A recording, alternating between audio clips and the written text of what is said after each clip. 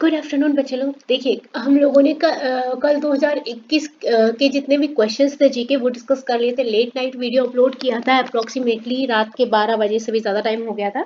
तो अगर जिसको देखना है वहाँ पे चेकआउट कर सकते हैं। 2019 की ऑल जीके हमने करवा दी है, आपको 2021 की पूरी जीके करवा दी है। ठीक है, आज 2023 का शाम को अपलोड कर देंगे, साथ में बने रहिएगा। सेंसस के बारे में थोड़े से क्वेश्चन डिस्कस कर लेते हैं, थोड़ा सा डीप जाके वो पूछ रहे हैं। 2011 की जनगणना जो थी बच्चे लोग, वो हमारी 15वीं जनगणना थी। और अगर आपसे ये पूछा जाए कि स्वतंत्र भारत की कौन सी जनगणना है, तो वो स्वतंत्र भारत की आपकी 7वीं जनगणना कहलाएगी। 2011 की जो जनगणना का शुभांकर था, वो था हमारा प्रगत शिक्षिका। इसका जो स्लोगन था, एक आदर्श वाक्य बनाया गया था, वो था हमारी जनगणना हमारा भविष्य। ये बातें हम आपको पहले भी बता चुके हैं। आगे देखते हैं, भारत में जनगणना की शुरुआत जो है कब हुई थी। देखो, सबसे पहले हुई थी 1872 में। किसके द्वारा हुई, किसके कार्यकाल में हुई? लॉर्ड मेयो के कार्यकाल में हुई। सही है।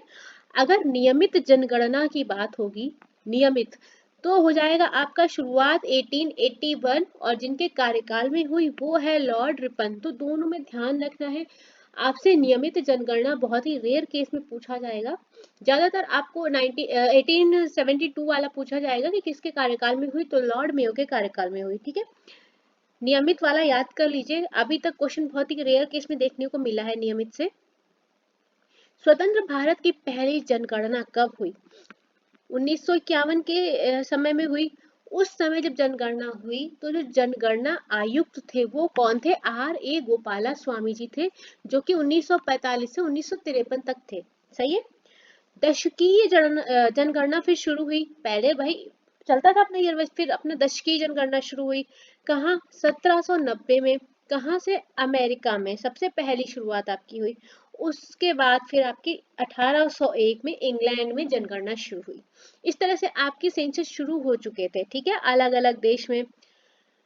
2011 में जो जनगणना हुई, उसमें जो खास बात हुई, तो उसमें पहली बार एनपीआर को लाया गया, मतलब कि नेशनल पॉपुलेशन रजिस्टर जो है आपका एनपीआर, ये मेंटेन किया गया, जिसमें आपके सारे के सारे जितने भी आंकड़े हैं वो सारे एकत्रित किए गए। तो आपसे ये पूछ लिया अगर जाए कि एनपीआर आपका किस जनगणना में मेंटेन किया गया, तो आपकी 12वीं पंचवर्षीय योजना आप बोल सकते हैं, या 2011 की जो जनगणना है, पंचवर्षीय योजना नहीं, सॉरी, जो 2011 की जनगणना है उसमें आपका एनपीआर यूज हुआ। ठीक है, चलिए 2011 की जनगणना के जो प्रमुख पॉइंट्स हैं वो हम आपको डिस्कस कर देते हैं।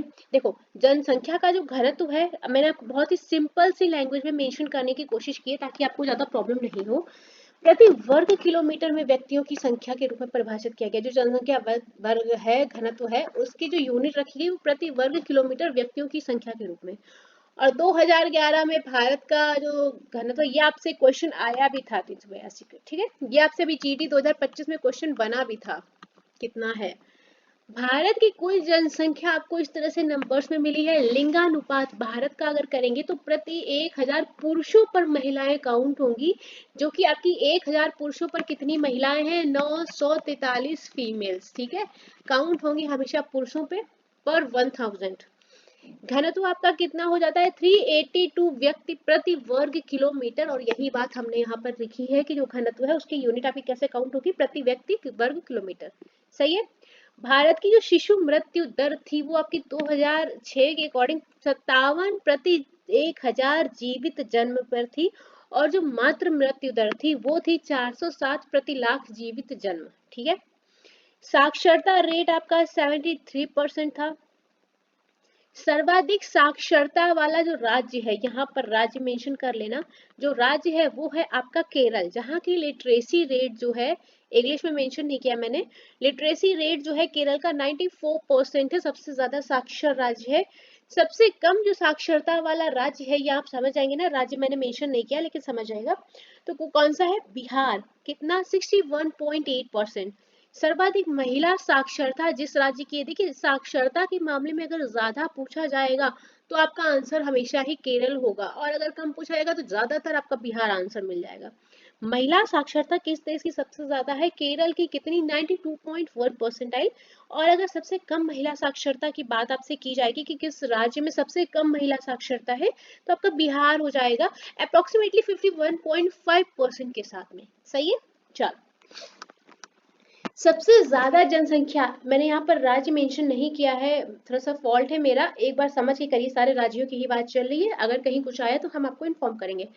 सबसे ज्यादा जनसंख्या यानी कि सर्वाधिक जनसंख्या किस राज्य की है? आपकी उत्तर प्रदेश की सबसे ज्यादा जनसंख्या है, जनसंख्या भी मैंने मेंशन कर दी है।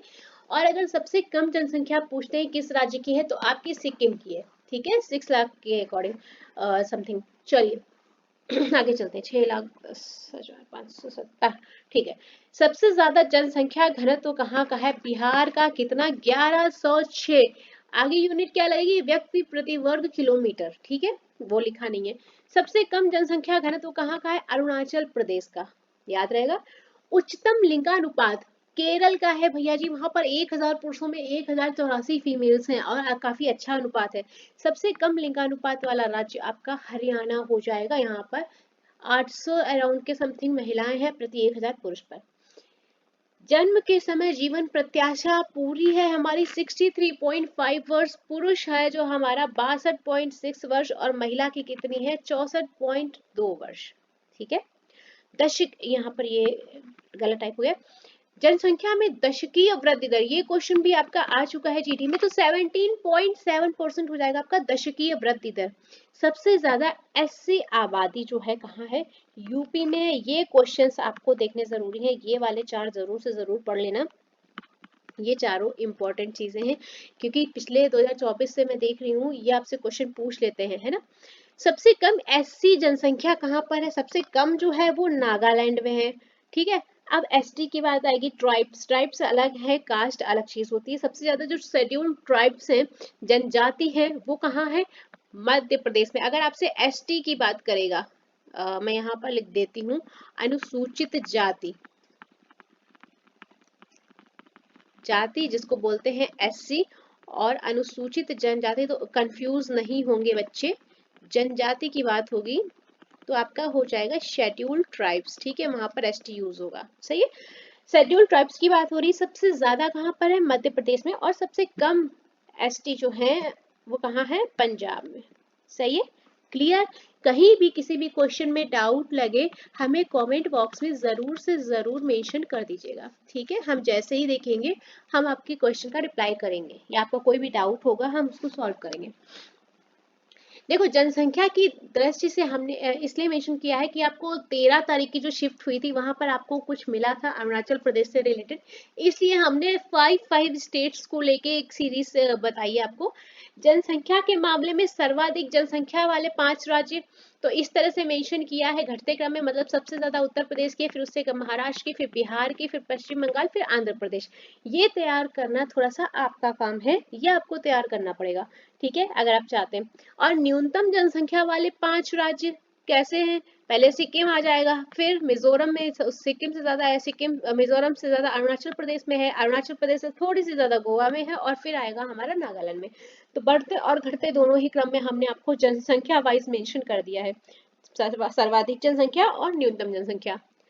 दशकीय वृद्धि भी हमने सेम मेंशन की है, 5 राज्यों की घटते क्रम में और बढ़ते हुए क्रम में विद परसेंटेज।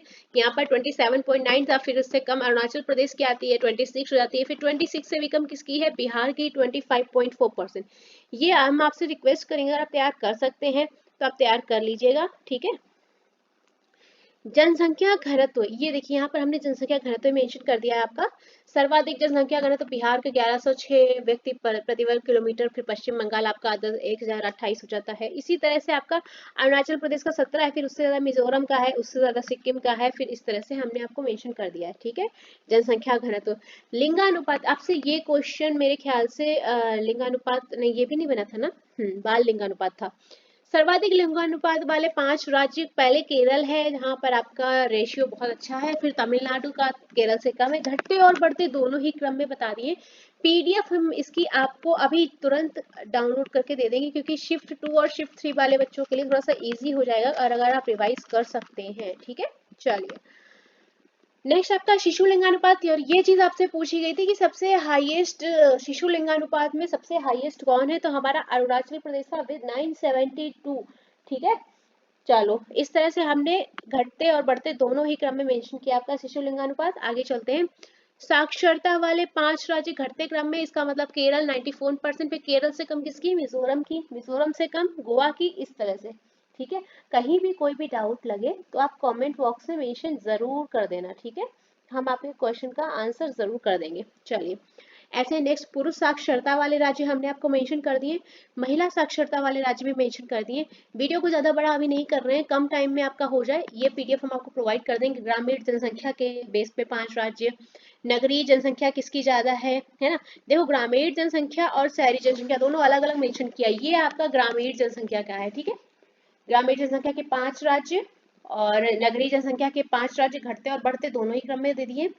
अनुसूचित जाति यानी कि एससी, एक चीज देखो, नागालैंड और अरुणाचल प्रदेश में कोई भी अनुसूचित जाति निवास नहीं करती है, ये बात आप याद रखिएगा। विद जनसंख्या में जितना मेंशन कर सकती थी मैंने आपको कर दिया, आपकी कन्वीनियंट के लिए, आपकी सुविधा के लिए, आपको इधर उधर ढूंढना नहीं पड़ेगा। इसमें क्वेश्चन आपको मिल जाएगा, इससे बाहर नहीं मिलेगा। अनुसूचित जनजाति को भी मैंने मेंशन कर दिया है विद परसेंटेज, विद जो भी आपका डिजिट था सब मेंशन कर दिया है। हरियाणा और पंजाब में कोई भी अनुसूचित जनजाति निवास नहीं करती है। ठीक है, चलो तो गाइज यहाँ पर हमारा ये खत्म होता है, जितना मैं मेंशन कर सकती थी मैंने कर दिया आपके लिए। पीडीएफ में आपको तुरंत प्रोवाइड कर दूंगी ताकि आपको इजी हो जाए थोड़ा सा नेक्स्ट शिफ्ट वाले बच्चों के लिए। तब तक साथ में बने रहिए। 2023 के सारे जीके के क्वेश्चन हम लेट नाइट आपको अपलोड कर देंगे लगभग रात के 1-2 बजे तक। और जिसको रिवाइज करना है 2019 और 21 का अपलोडेड है, अगर किसी को देखना है तो आप वहां जाके देख सकते हैं। वीडियो आपको टेलीग्राम पे मिल जाएगा, पीडीएफ भी आपको टेलीग्राम पे मिल जाएगी, जिसका कि लिंक आपको वीडियो के नीचे मिल जाएगा। ठीक है, चलिए फिर मिलते हैं, तब तक के लिए साथ में बने रहिए। 17 का एग्जाम है शिफ्ट 1 का, उसकी वीडियो के साथ हम फिर मिलेंगे आपसे जल्दी। तब तक के लिए साथ में बने रहिए। Thank you.